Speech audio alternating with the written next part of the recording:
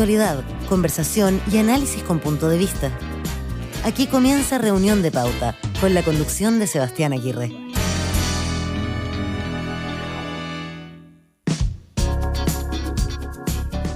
¿Qué tal? ¿Cómo están? Bienvenidos a Reunión de Pauta. Gracias por acompañarnos en este día lunes, semana corta. Muchos están ya preparándose para esta semana de celebraciones de fiestas patrias después del contexto de la pandemia, además de lo que ha ocurrido. El año pasado tuvimos celebraciones bastante más acotadas. Muchos tienen buenas y justificadas expectativas en estas celebraciones de fiestas patrias 2021. Claro, el fin de semana largo no será tan largo, ¿no? Tendremos apenas un día feriado, el del viernes, pero de todas maneras vale la pena para poder desconectarse un poco, para poder reunirse con cuidado, por supuesto. Nosotros los acompañaremos de todas maneras esta semana aquí en Reunión de Pauta hasta el jueves con los temas de cada jornada. Vamos a estar revisando en la próxima hora los temas más importantes de estos días con la selección que hacen nuestros panelistas, también con el tema seleccionado para debatir en profundidad y conversar y analizar en el día de hoy junto a nuestros panelistas. Le damos la bienvenida a los que están en el 100.5 en Santiago, en el 99.1 de Antofagasta, 96.7 en Valparaíso, Viña del Mar, en Temuco 96.7 y en Pauta.cl. Nuestros panelistas listos para comenzar esta conversación. Le damos la bienvenida ya a quienes nos acompañan todos los lunes. Estamos junto a Susana Jiménez, ingeniera comercial, ex ministra de Energía, ex vicepresidenta de SOFOFA, consejera de la entidad. ¿Cómo está, Susana? ¿Qué tal? Muy bien, gusto verlos, como todos los lunes. Gracias por acompañarnos. También está con nosotros el abogado, socio fundador de CLA Consulting y profesor de la Escuela de Negocios de la Universidad Adolfo Ibáñez, Juan Carlos Eijols. Bienvenido, Juan Carlos, ¿qué tal? Hola, Sebastián. Buenas tardes. Gracias por acompañarnos. Y también está con nosotros la economista, directora ejecutiva del Decanato de la Facultad de Economía y Negocios de la Universidad de Chile, exdirectora del Instituto Nacional de Estadísticas, Jimena Clark. Bienvenida, Jimena, ¿qué tal? Hola, Sebastián. Muy bien, gracias. Hola, Susana. Gracias por acompañarnos nuevamente. Gracias por estar con nosotros. Bueno, con Susana, con Jimena y Juan Carlos vamos a estar analizando los temas de esta semana. Estaremos revisando sus noticias coladas en unos minutos, pero el primer bloque lo vamos a dedicar para analizar lo que está ocurriendo en relación al proceso, a la carrera presidencial y algunas de las decisiones que van tomando también algunos integrantes de los partidos y parlamentarios en particular que han reflotado un concepto que ha estado presente en todo caso en instancias electorales en los últimos años, el de los díscolos, ¿no? Los díscolos en los partidos y en este caso en Renovación Nacional. Fue una situación puntual la que reflotó este tema.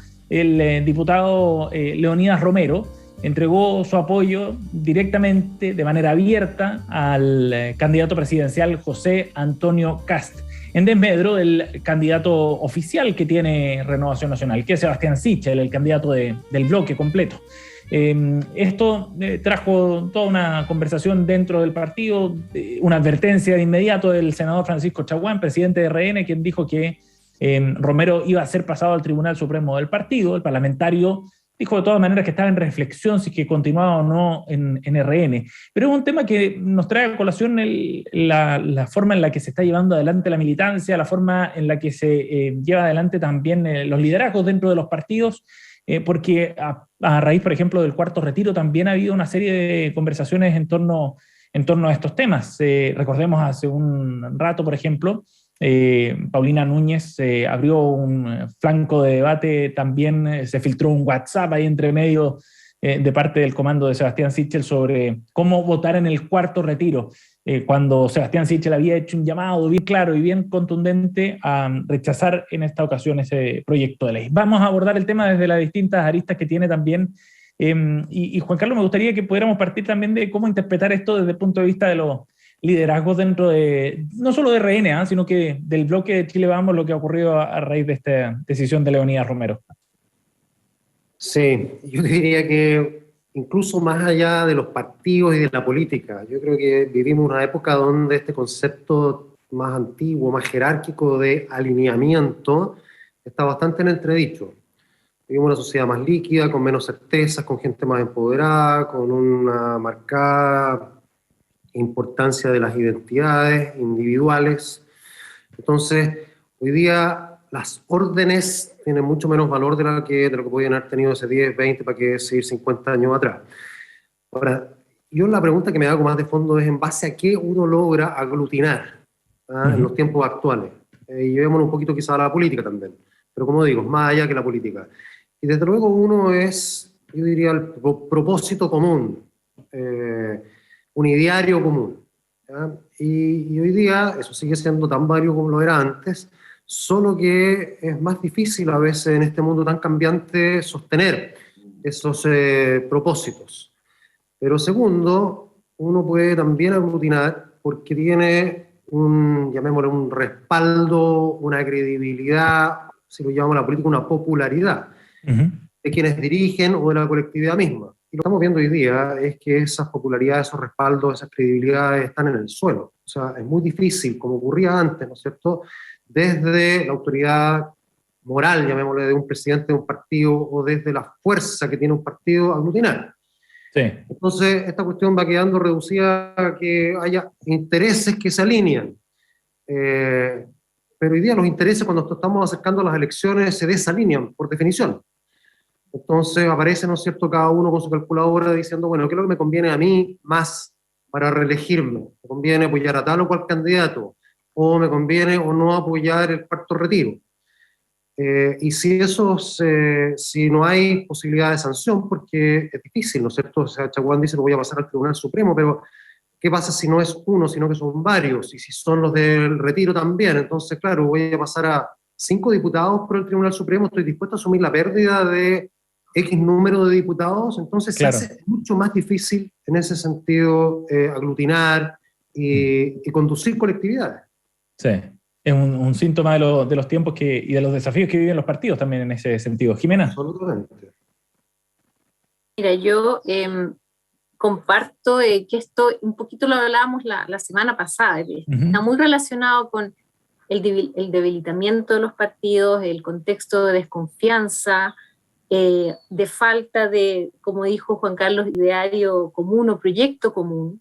Y en consecuencia esto, claro, refleja que no hay una cohesión al interior de los partidos, que probablemente tiene su origen en varios aspectos. Por ejemplo, el recambio, ¿no?, de líderes, tanto intergeneracional como intrageneracional, es algo que también va mermando la confianza al interior de los partidos. En consecuencia, es parte de la crisis que se vive hoy en día, pero una crisis que urge resolver, porque como dijimos antes, se requiere de partidos, ¿no? Y se requiere de partidos que funcionen de acuerdo a reglas claras, que serán sus principios en primer lugar, y luego las bajadas que hacen de estos principios en función de ese proyecto común.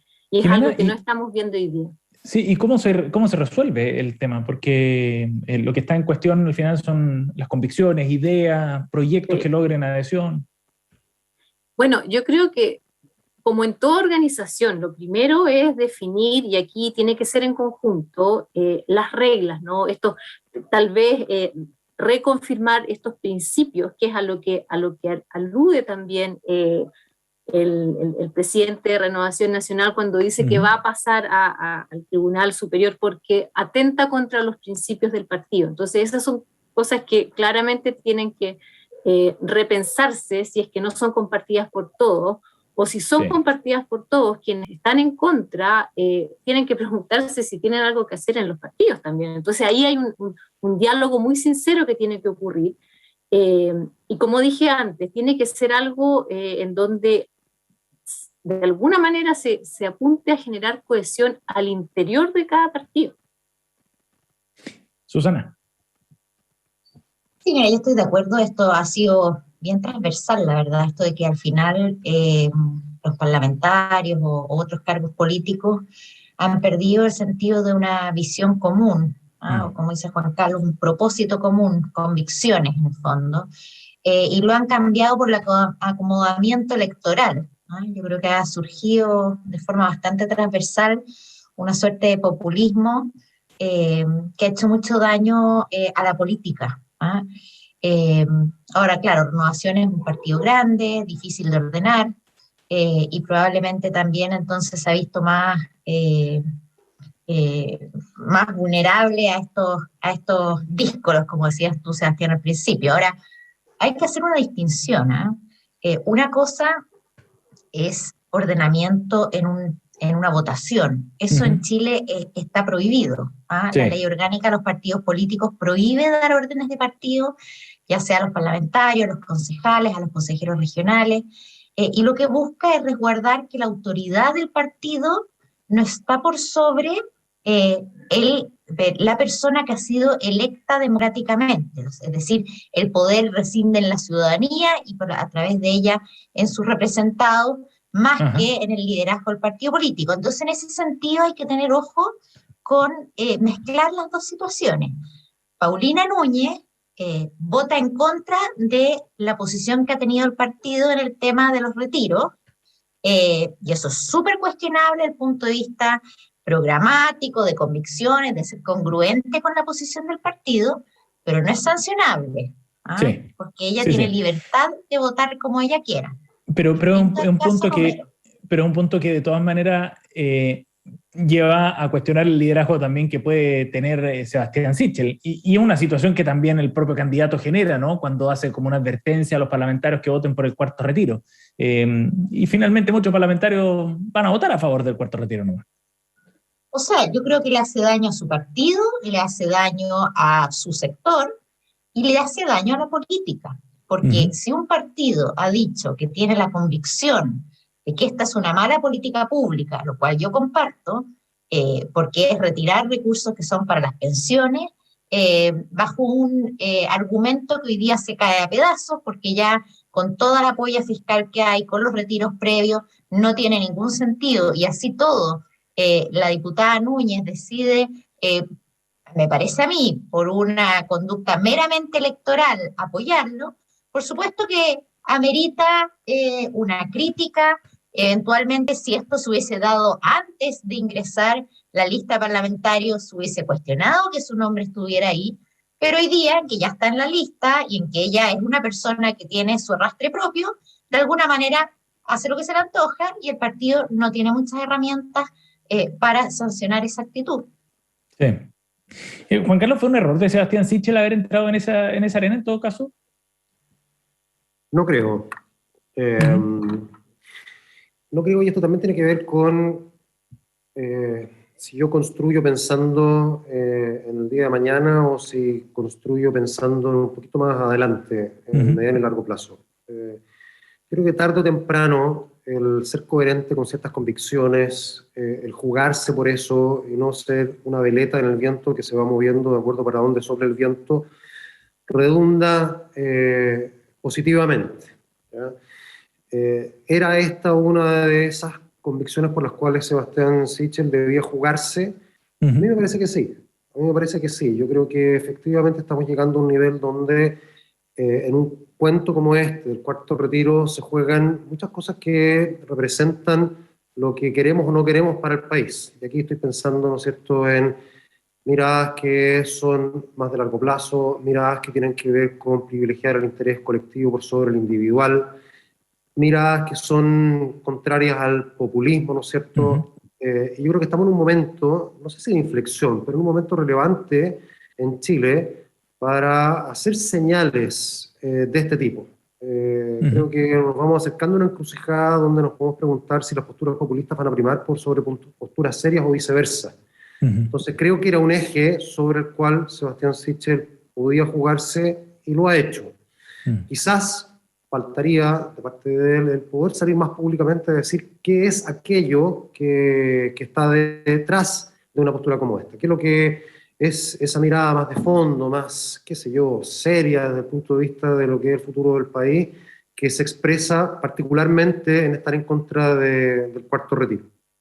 Porque eso la ciudadanía, yo creería que al final lo entiende. Desde luego cada ciudadano también tiene esta dicotomía, ¿no? De, oye, privilegio el poder obtener fondos inmediatamente en el corto plazo versus lo que me pueda pasar a mí o a las próximas generaciones en el largo plazo. Entonces, una disyuntiva que las propias gente, muchas personas viven. Entonces, tener un candidato que hable desde esas contradicciones y planteando una postura bien seria y honesta, me parecería que ayuda. Jimena, y si miramos hacia un poco más adelante, más allá de la elección después, lo que venga para el próximo gobierno, ¿cómo crees que va a estar la pista, digamos, para quien gane esa elección? Sea Sebastián Sichel, Jasna Proboste o Gabriel Boric, no sé, pensando en aquellos que están liderando las encuestas, pero en esta idea de poder ordenar a sus respectivos bloques y tratar de obtener un Congreso más o menos alineado, ¿tú crees que va a ser una tarea muy difícil en el próximo periodo? Depende, como decimos los economistas. No, mira, obviamente que el contexto es muy difícil, ¿no? Pero son estos contextos de crisis institucionales, porque hay que reconocer que estamos en crisis institucional, que muchas veces apelan a los acuerdos transversales. Yo no veo cómo, por supuesto sin ser la más experta en estas materias, pero no veo cómo un solo partido pueda lograr avanzar en muchas materias que se requieren en términos económicos y sociales sin acuerdos transversales y sin revertir lo que además el gobierno anterior hace, porque lo que solemos ver es esto: cada 4 años viene un nuevo gobierno y o desconoce o revierte lo que ha hecho el anterior en muchas materias relevantes, o las estanca, ¿no? Entonces, en este contexto de desconfianza y todo tan fragmentado, la verdad es que yo creo que la única forma es con acuerdos entre partidos, transversales, como ya a nivel, si tú quieres, de institutos, más bien de investigación, ya se ha empezado a generar ese tipo de acuerdos, ¿no? Entonces, no veo que sea tan difícil, pero hay que tener la voluntad de hacerlo. Sí, y hay que convencer a tu propio sector, Susana, también de eso, ¿no? De querer efectivamente construir ese tipo de acuerdos transversales que no siempre son muy bien vistos. O sea, cada día está más difícil llegar a acuerdos y cada día está más difícil alinear a su propio sector. Mira, yo creo que la pregunta que tú haces es bien clave. Al final, acá cada candidato, estoy pensando, digamos, en los 3 principales, están jugándose un poquito su liderazgo. Sebastián Sichel ha sido muy consistente y ha dicho que él está en contra, por ejemplo, del retiro. Ha tenido una posición fuerte y clara, incluso provocadora con su sector, y bueno, eso pone a prueba su capacidad de ordenarlo, ya ex ante, ya ni siquiera estamos hablando una vez en el gobierno y menos cuando te estás yendo del gobierno, o sea, estamos ex ante poniendo a prueba ese liderazgo. En el caso de Gabriel Boric, que se ha dado un poco vuelta la chaqueta porque partió diciendo que no aprobaría y ahora que sí, lo condicionó, ¿cierto? Está diciendo, mira, el retiro sí está bien, pero a lo mejor tiene que tributar, a lo mejor tiene que ser en cuota, intentando dar tal vez mostrar un liderazgo responsable con el riesgo de quedarse solo y que no lo apoye su sector. Y por último, Jasna Proboste, que mantiene un curioso silencio después de haber aprobado los retiros anteriores, también está jugando una carta complicada. Me da la impresión de que está jugando la carta tratando de jugar una carta ganadora en el Senado, pero como no sabe que va a salir del Senado, no toma una decisión, entonces está poniendo en riesgo también quedar paralizada esperando cuál es esa carta ganadora. Entonces yo creo que están todos en una encrucijada bien complicada. Yo valoro la coherencia y la consistencia y tratar de alinear al resto en esa posición, más que tratar de estar donde están los votos. Sí. Juan Carlos, ¿cómo ves ese escenario para el próximo gobierno, pensando ya más allá de la elección, como decíamos? Yo admiro a quienes quieren ser presidente de la República para lo que viene, porque esto va a estar complejísimo, realmente complejo. O sea, piensa que vamos a estar todavía en la discusión de una nueva constitución. ¿Quién sabe en qué es lo que va a terminar eso? Hay discusiones en torno a, dentro de los convencionales, ¿no es cierto?, a que este presidente que va a ser elegido ahora es por un ratito nomás, porque la nueva constitución es la que va a determinar nuevos plazos, si va eventualmente hasta forzar la elección de un nuevo presidente antes de terminado el periodo actual, etcétera, etcétera. Con bastante incertidumbre acerca del futuro, con una economía que probablemente va a ir a la baja en los próximos 2 años, después de este boom dado por las circunstancias bien particulares, tratando de alinear a sectores que llegan unidos, algunos de ellos al menos, simplemente para la elección, pero no en base a un programa. O sea, imagínate solamente Boric. ¿Qué es lo que hace con el Partido Comunista si es que sale electo presidente? Un Partido Comunista que va a minarlo por todos lados, que va a tener una agenda probablemente poco de país y muy de sí mismo, que es lo que ha sido la tendencia particularmente del Partido Comunista, poco democrático además, poco dispuesto a dialogar, a construir acuerdos. ¿Qué es lo que hace un Gabriel Boric con el Partido Comunista de Asocio ahí? Eso para poner un ejemplo solamente. ¿Qué es lo que hace si fuera el caso de Sichel, ¿no es cierto?, que claramente no va a tener mayoría en el Congreso? ¿Cómo gobierna? ¿Con quiénes? En una lógica, además, lo hemos conversado otras veces, que la mezcla de un sistema presidencial con un régimen parlamentario como el que tenemos hoy día, un sistema electoral parlamentario, no, es una pésima mezcla. Hace muy difícil tener mayorías. Entonces, la tiene muy difícil. Va a ser un tremendo desafío, y esto requiere, como lo decía, una altura de miras, pero una altura de miras que no se ve hoy día, una altura de miras en el sistema político en general. Algunos indicios menores existen en torno a eso, pero es que realmente se requiere estar dispuesto a ceder a ciertas cosas, pensar en función de lo que se necesita a nivel de país, llegar a ciertos acuerdos y sostenerlos. Pero todavía yo veo eso bastante lejano. ¿Susana? Sí, yo comparto con Juan Carlos. Yo no sé, hoy día es una aventura difícil gobernar. Está bien complicado el ambiente, es loable.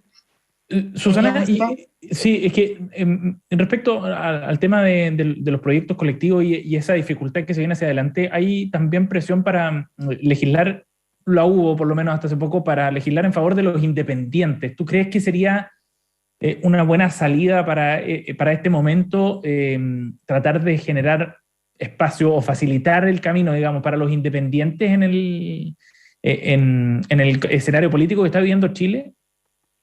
No, yo creo que lo que ha pasado en la Convención Constituyente lo único que hace es revelar que esto puede ser no quiero ser despectiva, pero una bolsa de gatos que finalmente no duró ni 2 meses unida, y que al final tú necesitas un sistema basado en partidos que los convoca una cierta visión integral y unificada. Y por lo tanto tú sabes por qué y por quiénes estás votando. Yo creo que bajar demasiado las barreras de entrada a un sistema electoral puede derivar en un resultado que no es favorable para darle gobernabilidad al país. ¿Jimena? Y yo comparto, yo creo que al final del día la clave aquí, cada uno tendrá sus preferencias obviamente, pero la clave es pensar quién ofrece más gobernabilidad al país, ¿no? Y en ese contexto los independientes muchas veces tienen esta figura de caudillos, ¿no? Pero que en términos de gobernabilidad pueden asegurar muchísimo menos que alguien que tenga el respaldo y algún compromiso y disciplina que uno pueda encontrar en los partidos o en coaliciones, ¿no? Entonces, vuelvo a decir, ahí viene la importancia de los partidos reforzados, todo lo que uno quiera, pero no veo cómo un independiente vaya a resolver el problema de gobernabilidad, básicamente. Sí, que uno de los grandes desafíos que tendrá el próximo gobierno, de acuerdo a lo que conversábamos. Estábamos con Jimena Clark aquí en reunión de pauta, con Susana Jiménez y Juan Carlos Aijos. Vamos a la pausa, ¿les parece? 7:24, nos vamos a ir a un corte para volver a revisar las noticias coladas de nuestros panelistas. Antes de eso queremos invitarlos a que los jueves, a partir de las 5 de la tarde, y este jueves en particular, en la señal 2 de Pauta, ustedes puedan ver nuestro nuevo programa Derecho a la Convención. En la señal 2 de Pauta.cl, en el streaming, pueden ver este espacio dedicado al análisis jurídico del trabajo que desarrolla la Convención Constitucional. Este jueves, de manera excepcional, por esta semana corta, en Pauta.cl. Volvemos de inmediato junto a Jimena Clark, Susana Jiménez y Juan Carlos Aijos, aquí en Reunión de Pauta.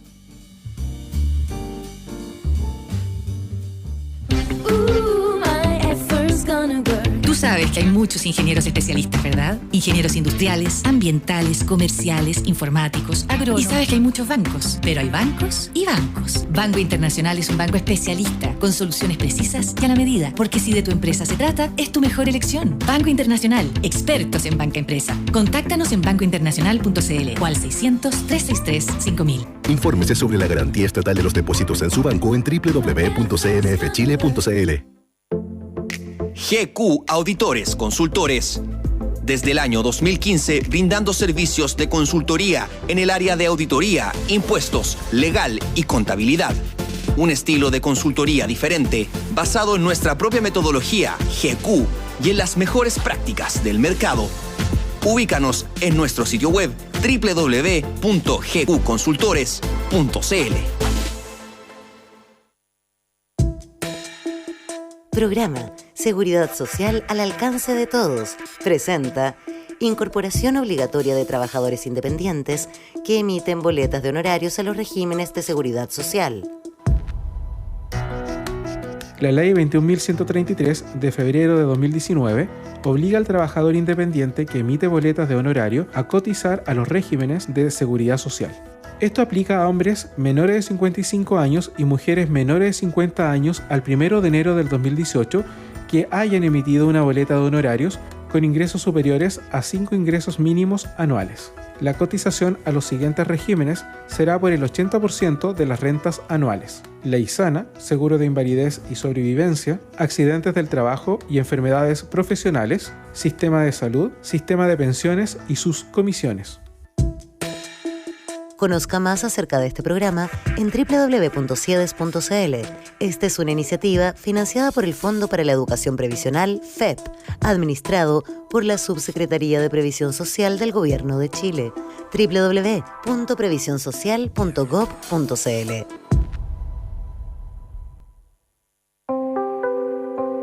Aerocardal, la empresa de aviación privada más grande y segura de Chile. Desde hace 30 años volando al servicio del transporte ejecutivo, charter y traslados aeromédicos en Chile y en todo el resto del continente americano.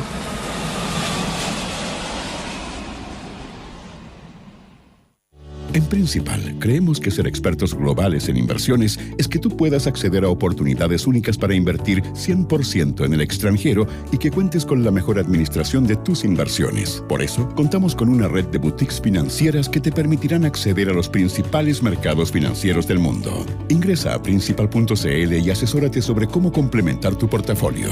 Principal, tu principal inversión, eres tú. La rentabilidad es fluctuante, por lo que nada garantiza que las rentabilidades pasadas se mantengan en el futuro.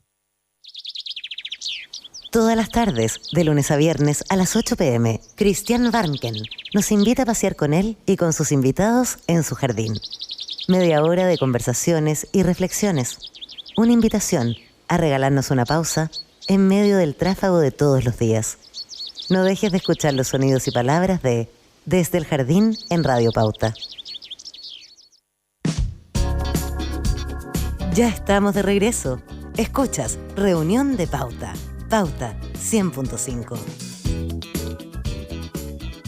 Sí, estamos de vuelta, son las 7:29 en vivo aquí en la 100.5. Hacemos Reunión de Pauta en este día lunes 13 de septiembre. Y volvemos con nuestra efeméride del día de hoy para recordar a un cantante y guitarrista que marcó una época junto a la banda Chicago. Estamos recordando a Peter Cetera, que el 13 de septiembre del año 1944 llegaba a este mundo. Está de cumpleaños Peter Cetera el día de hoy, quien alcanzó el éxito con el grupo Chicago, para el que escribió temas como lo que estamos escuchando de fondo, If You Leave Me Now, también You Are the Inspiration, Baby, What a Big Surprise, entre otras, que se convirtieron luego en éxitos memorables del rock, del pop de la era de los 80. Tuvo un par de canciones por ahí también como solista Peter Cetera, sin tanto éxito como la que tuvo con la banda original, Chicago, que es lo que escuchamos a esta hora en Reunión de Pauta para recordar al cantante y guitarrista estadounidense Peter Cetera.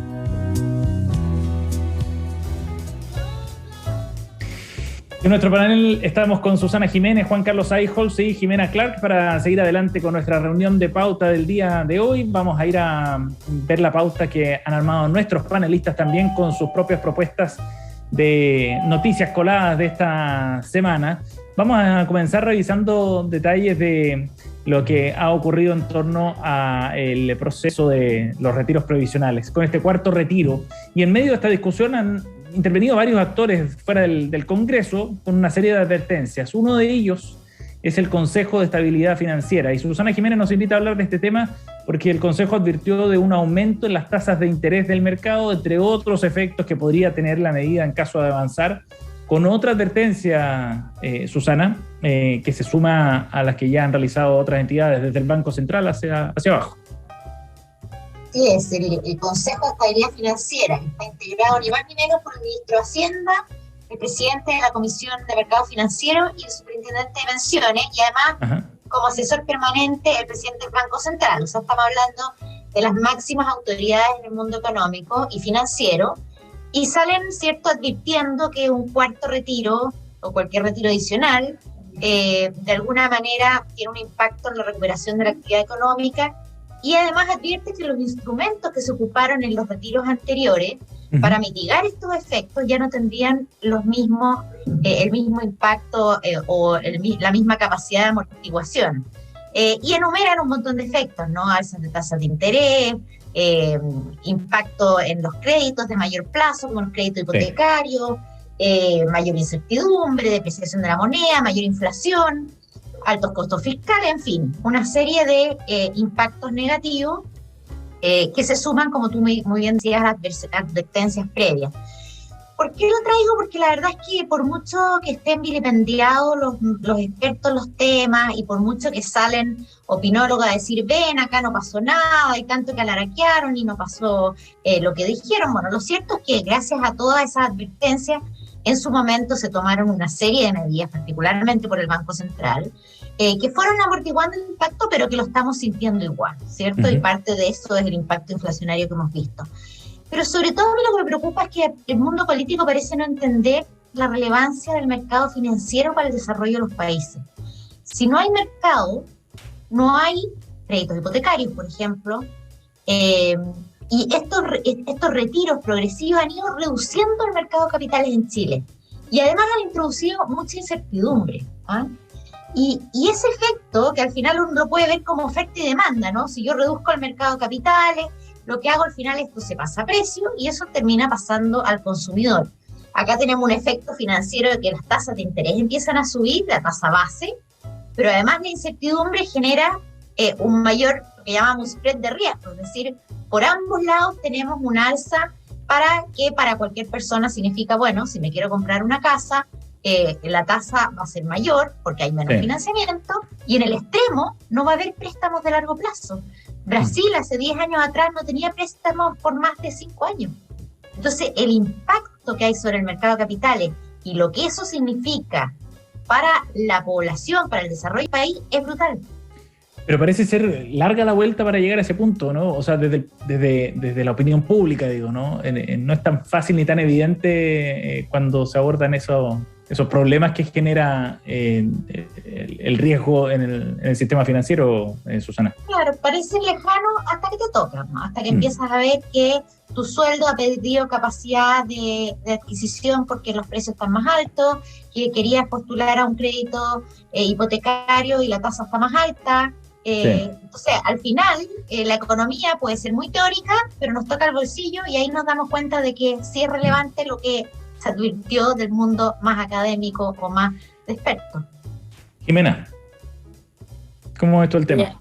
No, yo comparto absolutamente. Lo único que yo creo es que efectivamente hay un segmento de la población que entiende bastante estos efectos, pero la población en sí misma no es evidente que perciba, ¿no?, cuál es el efecto práctico de esto. Lo mismo, lo que se decía recién, el costo que va a significar o sencillamente el no acceso que va a significar un aumento de tasas, ¿no?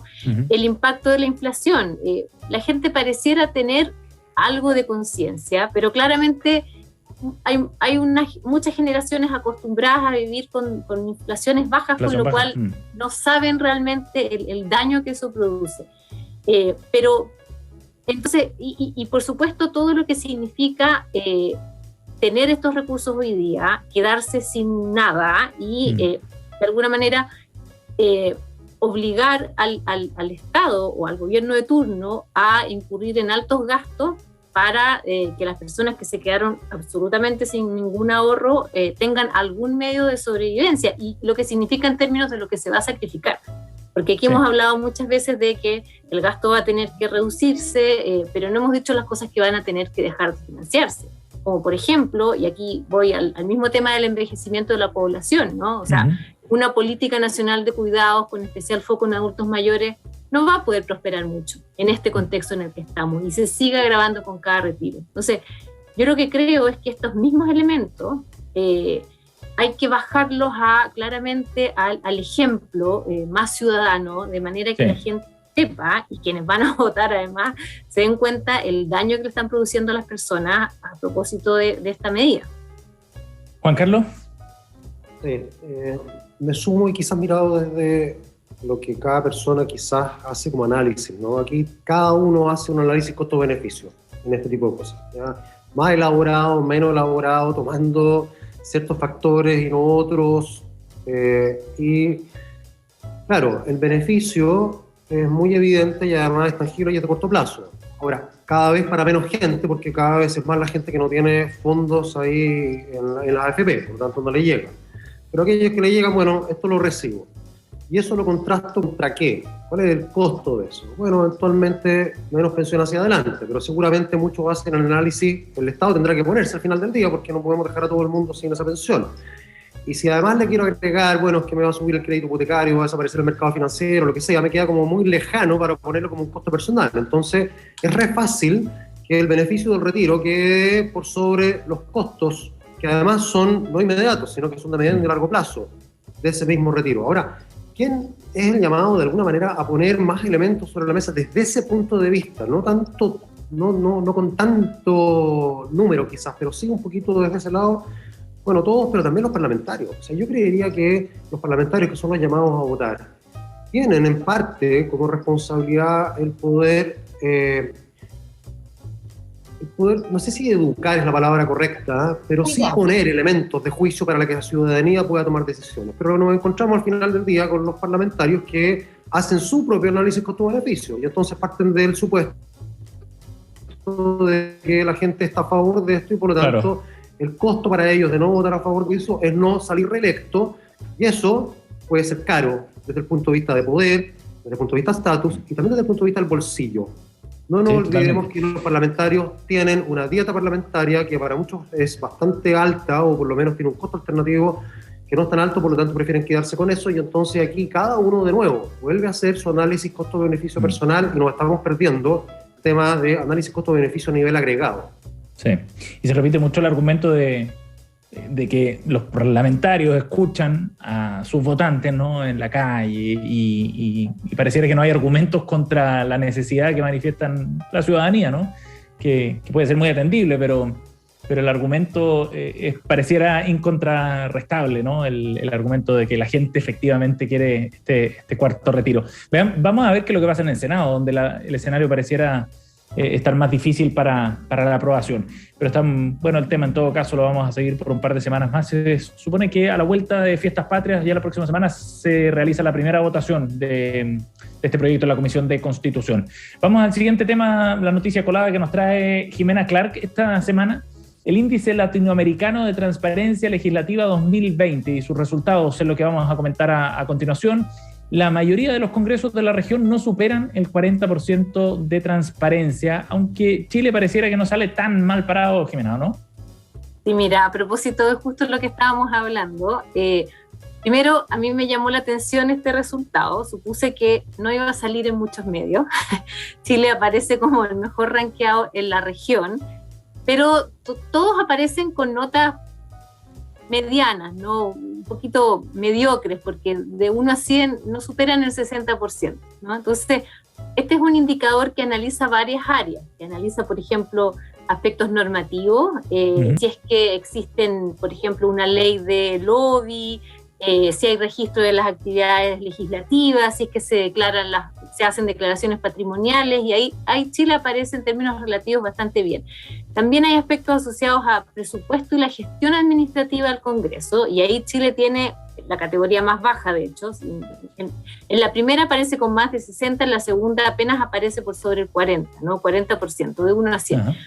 Y claro, ahí está todo el tema de cuán transparentes son con los gastos, con las contrataciones, con una serie de materias que involucran recursos, ¿no? Y eso es algo en proceso de mejora. Después está el tema de la participación ciudadana, que es un cuarto elemento, y de la labor del Congreso en términos justamente informacionales, ¿no? Cuánto informa sobre las sesiones, cómo votan, la tramitación, cómo se conforman las comisiones y todo. Entonces, ¿qué es lo que me pasa a mí con esto? Primero, Chile aparece mejor en la región, está bien, pero no es para relajarse claramente, sobre todo en el contexto de descrédito que nosotros sabemos que vivimos, pero luego, cuando uno mira los subindicadores, lo que se da cuenta es que las herramientas para que la sociedad civil de alguna manera le pase la cuenta o genere algún mecanismo de enforcement de sus parlamentarios, existen, ¿no? Entonces, yo creo que aquí la responsabilidad es compartida, es decir, ellos están obligados a ciertas normas de transparencia que son mejorables, cierto, pero la ciudadanía también podría ser bastante más activa y ejercer un mayor control respecto de lo que han sido las promesas y luego las votaciones y luego cómo se van a reelegir. Tiene ahí una herramienta de bastante más monitoreo y sanción también. Entonces, no digo que todo sea perfecto, al revés, creo que hay mucho espacio para mejora, pero creo que desde la sociedad civil, con la información que ya existe, también se puede ejercer un mayor control y pedir explicaciones básicamente, ¿no? Y votar en conciencia también. Sí, buen punto, poner un poco la pelota también en la ciudadanía, sobre todo en el momento en el que estamos, y a partir de lo que habíamos hablado también anteriormente con lo del cuarto retiro. Juan Carlos, ¿cómo es el tema? O sea, no puedo estar más de acuerdo con lo que está poniendo Jimena, y déjame agregar otro elemento, que es una noticia relacionada, podemos decir. Es que las municipalidades, para hablar de otra parte, ¿no es cierto?, del sector público, desde el año pasado están obligadas a informar las nóminas de funcionarios que tienen, con sus respectivos sueldos, y esto a nivel de planta, contrata y honorarios. Hay más de 113.000 personas en Chile que trabajan para las municipalidades, o sea, no estamos hablando de poca gente. Y sin embargo, menos de un 50% de las municipalidades se ha dado el lujo de informar siquiera una sola vez. Esto lo tienen que hacer mensualmente. No han informado ningún mes acerca de esto. Entonces, bueno, claro, después empiezan a aparecer casos irregulares de corrupción en varias municipalidades, incluido Vitacura, incluido Lo Barnechea, incluido Ñuñoa. Entonces, o sea, forcemos esto también. En todos los ámbitos del sector público, y las municipalidades han sido típicamente un ámbito bien difícil de escudriñar. Bien difícil, son 345 municipalidades grandes, la Contraloría difícilmente puede llegar a todas ellas, pero ahí hay focos de falta de transparencia y de irregularidades que probablemente ni siquiera conocemos en su alcance. Susana. No, súper interesante lo que plantean. Yo la verdad es que cuando vi el informe dije, pucha, claro, el tuerto es rey en el país de los ciegos, porque cuando nos comparamos con Venezuela, Bolivia, Honduras, la verdad es que claro, estamos súper bien, pero como dice la Jimena, 60 de 100 puntos tampoco es tan bueno. Y me gustó el punto que levanta Jimena de la necesidad de que la sociedad civil también cumpla un rol ahí. Y lo comento porque me hizo recordar, yo trabajé muchos años en libertad de desarrollo y veíamos el tema del presupuesto. Muchas veces en la ley de presupuesto aparecen indicaciones o exigencias de transparencia e información. Entonces, el Ejecutivo tiene la obligación de entregar un montón de minutas trimestrales, semestrales, sobre programas, diversas cosas, ¿no? Ahora, ¿quién las lee? Yo hacía referencia al trabajo que hacíamos nosotros, porque nosotros lo leíamos, no todo probablemente, pero hacíamos un poco la pega. Claro. Pero es un desgaste para el Ejecutivo generar esa información, para que después, en realidad, además la información nunca es tan buena, ¿no? Nadie se haga cargo de eso. O sea, no basta con pedir información, hay que procesarla, hay que cotejarla y hay que pedir explicaciones cuando no es suficiente. Yo creo que ahí hay un espacio para los centros de estudio, para los medios, para la sociedad civil en general, para pedir un poquito más de transparencia, sí. No solo al Congreso, a todo. Me gustó el foco, ¿no? Sacándolo un poco de las responsabilidades institucionales y poniéndolo en otros actores también dentro del sistema. Bien, vamos a ir a otro tema porque Disculpen, el teletrabajo. Vamos a ir a otro tema porque Juan Carlos Aijos nos invita a hablar de una carta enviada al diario Mercurio por el gerente general de Colmena, la ISAPRE Colmena, en la que señala que el gasto en licencias médicas ha aumentado en los últimos años. Planteó que está a punto de alcanzar un nivel insostenible para cualquier sistema de salud, dice esta carta firmada por Felipe Galleguillos. Juan Carlos, cuéntanos sobre el tema. Y esto es una cuestión que yo creo que merece cierta atención por distintos ángulos. Cuando uno lo pone en cifras, lo que tenemos es que el primer semestre del año 2021 hubo un aumento de 36% en licencias médicas. Y esto básicamente ha llevado a un récord de licencias médicas en el país que obviamente tiene una merma para las ISAPRES que perdieron 47.000 millones de pesos el primer semestre del 2021. Pero esto va más allá del sector privado. Es bien impresionante esta cifra, que es el 41% de las cotizaciones obligatorias en las ISAPRES se va a licencias médicas. Y el 57% de las cotizaciones de FONASA se va a licencias médicas. Si uno suma todo, más del 50% de las cotizaciones del 7% que hacemos en salud se va al pago de licencias médicas. Es bien llamativo. Con eso es difícil mantener el financiamiento de cualquier sistema de seguro de salud.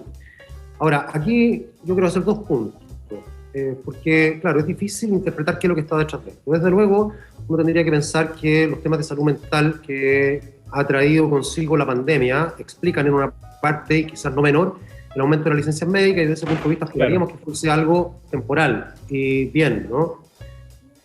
Pero otra mirada también, y no es contradictoria, pero creo que vale la pena hacerla también, es hasta dónde, más allá de la pandemia, está aumentando la propensión de las personas en general al uso de licencias médicas. Algunas francamente fraudulentas, y ahí eso es en colusión con muchos médicos y eso se persigue, pero también quizás sin la lógica de que haya aquí un fraude de por medio, pero sí un sobreuso, un cierto abuso de las licencias médicas. Y esto nos lleva de vuelta a lo que estábamos conversando antes acerca de los retiros. O sea, cuánto cada persona piensa, ¿no es cierto?, en sí misma, a nivel individual, sin ver los efectos que esto tiene en un sistema más grande. O cuánto piensa en el corto plazo y no en el largo plazo. Creo que hay algo de eso quizás presente acá y que se ha ido perdiendo como país. Y claro, eso nos hace ponernos en interrogantes más grandes. O sea, lo que estamos viendo a veces en la política, lo que estamos viendo en los parlamentarios, también lo vemos un poco en la ciudadanía. Dejamos de ver el bien común, nos quedamos un poco con lo que son nuestros intereses más particulares. Lo digo ahí simplemente como algo que puede estar presente. No hay elementos así demasiado contundentes, pero probablemente hay algo de eso también. Interesante el tema porque, claro, no es solo un asunto de la ISAPRE, lo dice la carta, lo dice tú, Juan Carlos, tiene que ver con FONASA también y es a todas luces insostenible un sistema que esté con esos niveles, ¿no? Con esa proporción de gasto en esto y que impide finalmente llevar los recursos hacia otras mejores atenciones o mejoras en el sistema en total. Jimena, ¿qué te parece? Mira, yo... Claro, lo primero que uno piensa es cuánto de esto es mal uso de licencias, como lo cita la carta, pero también falta información, porque efectivamente no sabemos aquí qué tipo de licencias son. Si fueran licencias asociadas a, problemas de salud mental, yo creo que sería tal vez una mezcla de una real necesidad por atención en ese ámbito con el contexto en el que estamos viviendo realmente, ¿no?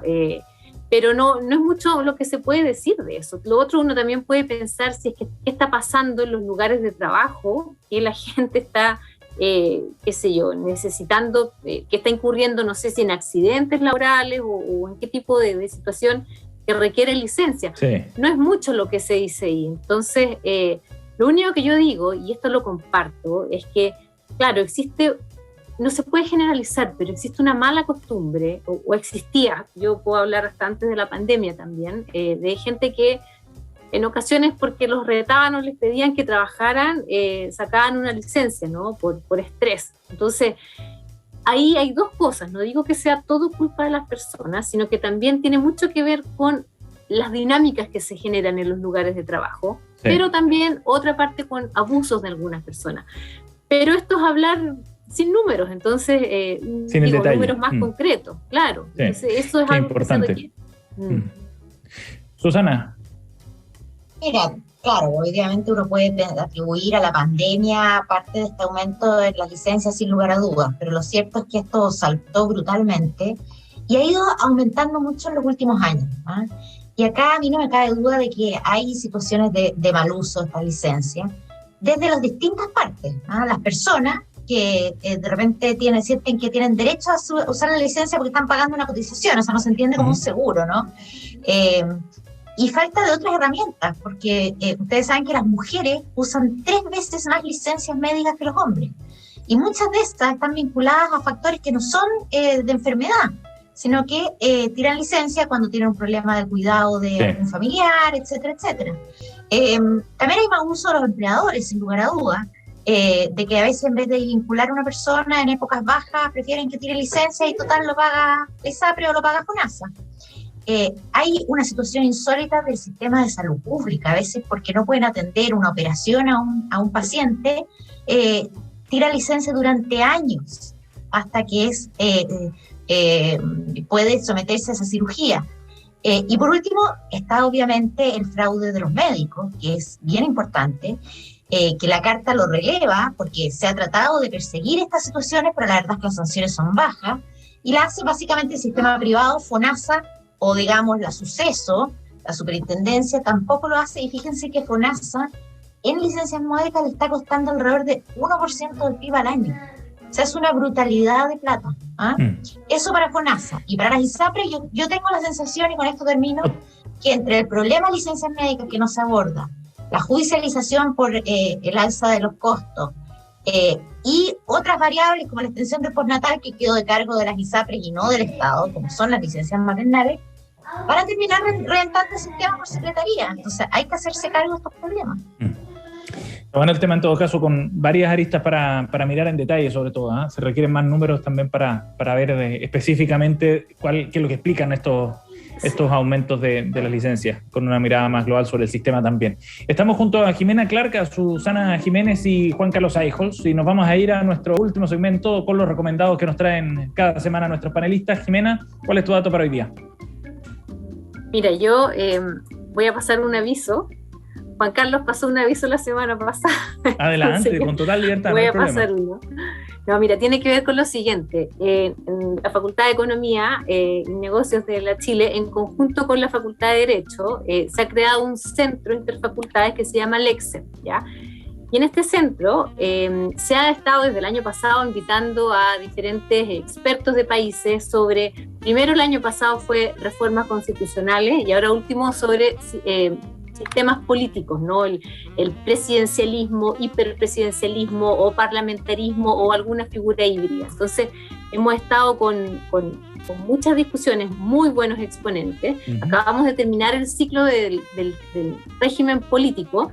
Partimos ahora este miércoles con otro ciclo sobre contrato social y todo eso está disponible en el sitio Lexen Constitución 2021. Estamos a puertas de esa discusión en la convención, con lo cual la invitación es ir y mirar el material que tenemos disponible. Muy buena alianza, buena recomendación entonces la de Jimena Clark. Susana, ¿tu recomendado para hoy día? Oye, como esta semana estuvo marcada por la conmemoración de los 20 años de la caída de las Torres Gemelas, uno escucha recomendaciones por ahí, yo la tomé, así que la comparto. Es una serie que se llama The Looming Tower del 2018, es basada en un libro del mismo nombre de Lawrence Wright, está en Amazon Prime Video, y básicamente explica cómo la rivalidad entre dos agencias americanas, el FBI y la CIA, durante el tiempo previo a esta tragedia, pudo haber, digamos, impedido que se pudiera prevenir esa situación. ¿Ah? O sea, la rivalidad, el antagonismo que había impidió una coordinación eficaz y yo ya la empecé a ver, está muy entretenida. Tiene como 10 capítulos. Está bueno. Y a propósito de la fecha, por supuesto, viene también muy entretenido ver algo de ficción en torno a ese tema. Juan Carlos, ¿tu recomendado? Probablemente nadie me va a seguir en esto, pero la final del US Open de ayer fue una cosa absolutamente impresionante. No tanto desde el punto de vista del tenis, obviamente íbamos a ver tenis de alta calidad y creo que lo vimos, pero no tanto por eso, sino por lo que fue, yo lo llamaría así, el proceso de Djokovic a lo largo de los 3 sets. Djokovic, para hacerlo en simple nomás, era para transformarse básicamente a nivel de los números, porque los números lo iban a mostrar así, como el mejor jugador de tenis de la historia, sobre Federer y todos los demás, porque iba a ganar el Grand Slam de los 4 años y a superar el número de Grand Slams al resto. Y tenía un rival al frente, Medvedev, que simplemente no le dio posibilidad.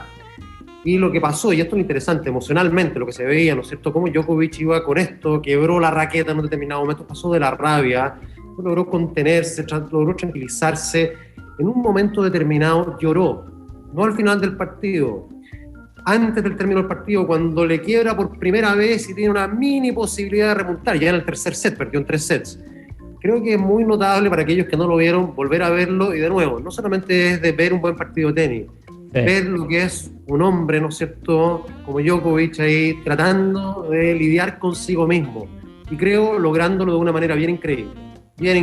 O sea, al terminar, él abraza a Medvedev, dice unas palabras maravillosas de cierre, muy bonito, muy distinto al Djokovic que en las Olimpiadas quedó eliminado. Exacto. Y con escándalo. O sea, que habla también de procesos internos a nivel personal. Y hay que decir que Medvedev le reconoce que lo ve como el mejor jugador de la historia. Sí, pues exactamente, se lo reconoce además. Buen detalle, Juan Carlos. Juan Carlos Eichholz, Jimena Clark y Susana Jiménez han estado con nosotros. Gracias a los tres, que estén muy bien. Buena semana. Chao. Muchas gracias. Ya viene Cristian Barken desde el Jardín, aquí en la 100.5. Hoy día va a estar conversando con el profesor Cristóbal Rojas Vaso, director de la Orquesta Sonidos de Luz, enfocada en estudiantes ciegos con baja visión. Cristian Barken desde el Jardín en la conversación de cada noche. Gracias por acompañarnos aquí en la 100.5. Nos vemos mañana. Que tengan buen descanso. Acabas de escuchar 1 hora de conversación y análisis con punto de vista. Esto fue Reunión de Pauta. Porque cuando 2 grandes se juntan, solo cosas buenas pueden pasar. Clínica Red